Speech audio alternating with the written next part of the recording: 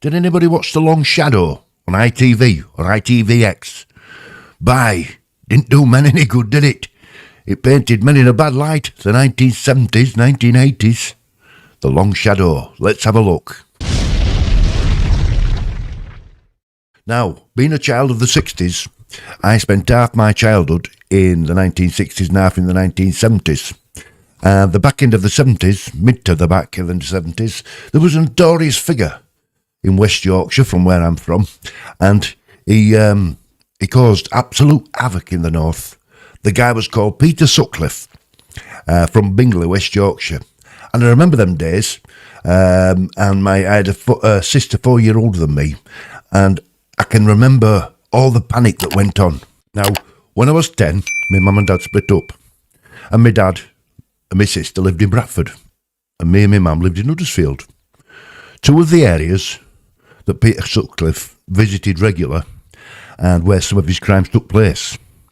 So the local news coverage was absolutely huge, especially ITV. And this panic set in with everybody. The police didn't know what to do because this guy was notorious. He was everywhere. They didn't know who they were looking for. And they didn't have the technology they have today. I actually worked with a guy who was a police officer at the time, and he told me that they had warehouse after warehouse full of index cards, and that's all they was working on, index cards. Now, I always remember visiting my dad in Bradford, and nobody was going out. Women were advised by the police to stay home.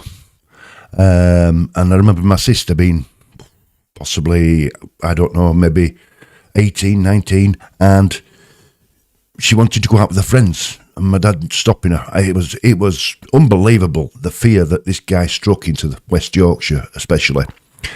And it was a different time then, a different era. Nothing like today, believe it or not. Yes, it was a chauvinistic time. Men were seen as the breadwinners. Women were, known to stay at home. And, there was no fair play, if you like. A woman's wage was a lot less than a man's. And I grew up with that, seeing and hearing that, It was one of them times where you got a weekly wage in your pay packet, not in your bank. We lived, my dad used to bring the wage home on a Friday night, and we budgeted for the week. We had an old biscuit tin, and money went to one side for the rent. Yeah. Then we had fish and chips on a Friday, and my mum and dad could go out for a drink and a smoke, and that was it. And then Monday, back to normal, earning the next week's wages. Very simple life. And the police had no idea who Peter Sutcliffe was, and they were searching high and low for the guy. And the fear that he put into people was unbelievable. Now, I watched this series, The Long Shadow, on ITV, a 7-part series looking into how they dealt with catching what they call the Yorkshire Ripper. Now, I could talk about this subject for a long time because, as I said, there was all sorts going off when I was a kid, and I saw it firsthand, as I said. I mean, there were people being taken in, descriptions were given of this guy, and people being taken in, anybody with a beard, anybody with a Geordie accent, because, as you know, there was a tape recording sent to George Oldfield, head of the inquiry, and it was a Geordie, someone from the northeast, claiming to be, I'm Jack, he says, which turned out to be an hoax, and they caught the guy eventually. And then there was a letter sent in. So they started making similar, what's the word? Not connections, but they compared it with the original Jack the Ripper from the late 1800s, early 1900s. And as I said, anybody with a beard, anybody with a Geordie accent. When I was 16, I worked at a job, and the guy was a Geordie who I worked with. old enough to be my dad, he was, and even he was questioned. They questioned everybody. They put roadblocks up, they stopped people, they pulled people in. Now, Peter Sutcliffe was actually pulled in 9 times before anything was done, and they only caught him by accident in Sheffield with a prostitute, and the girl was so lucky to get away with her life, and he admitted it virtually straight away when they arrested him in Sheffield, and then they transferred him to Dewsbury, which is not far from here. And the commotion that was created, everybody, the word went round, they've got him, they've got him. And it was unreal times. Anyway, The Long Shadow portrayed all this from 1975 to 1981 when he was caught. And I watched all 7 parts. Quite dark, yeah. Did it portray the 70s and early 80s as they were? Yeah, the chauvinistic attitude was there. Women weren't respected. The inquiry team believed that this guy was targeting prostitutes, yet at least 2 weren't prostitutes. And it took them down the wrong road. The characters, well played, great cast, absolutely great, well made.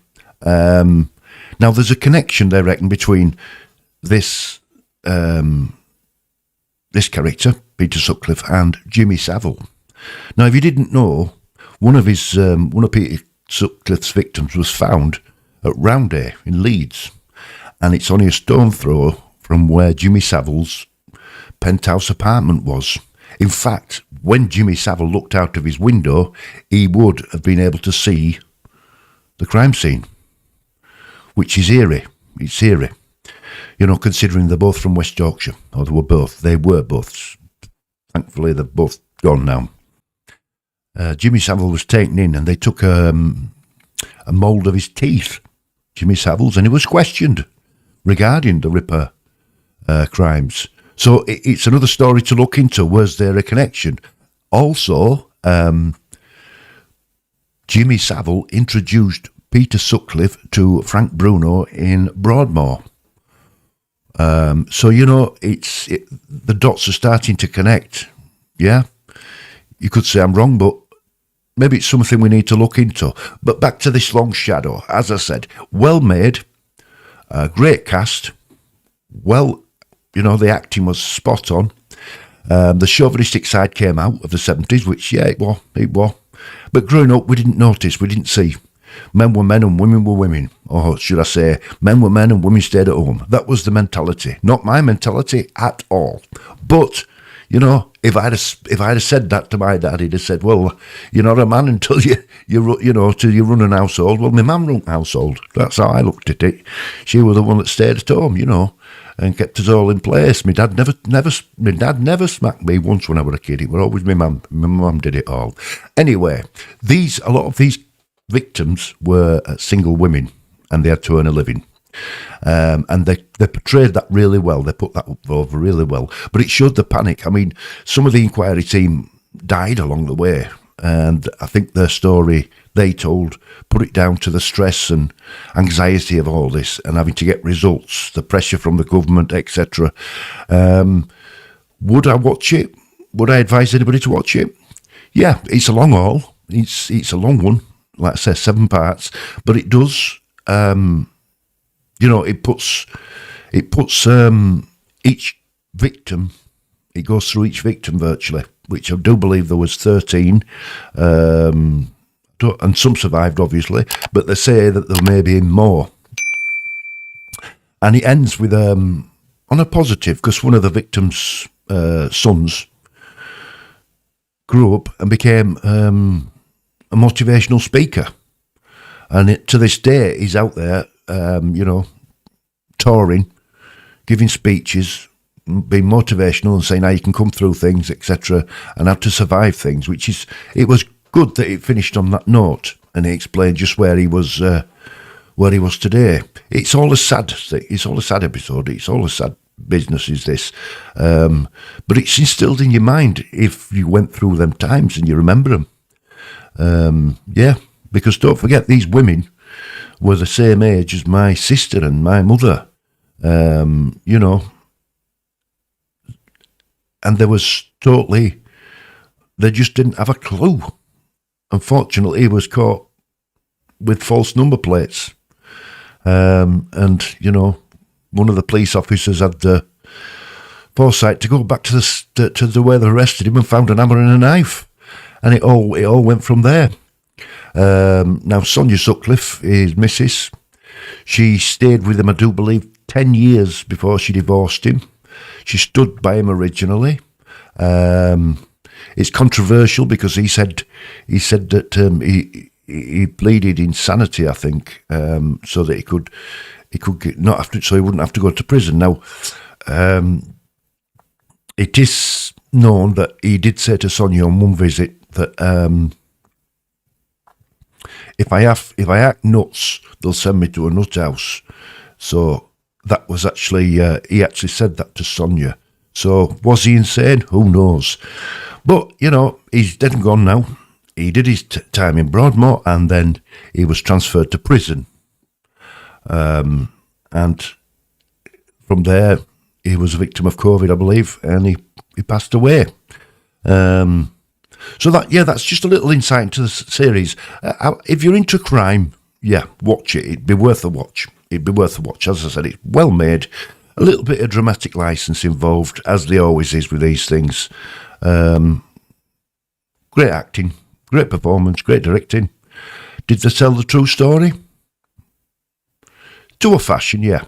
I think they focus more on the chauvinistic side of the 70s. Anyway, that's just a little insight into Peter Sutcliffe's life and The Long Shadow, the story of the biggest manhunt in British history. Have a great week, folks. Love you all to bits. God bless, Godspeed. Please subscribe, like it, the notification bell, and if you want to buy me a coffee, buy me coffee, because I'm not monetized. I don't really want to be monetized, but it does help. A coffee now and again. So, as I said, love you all to bits. God bless. Bye now.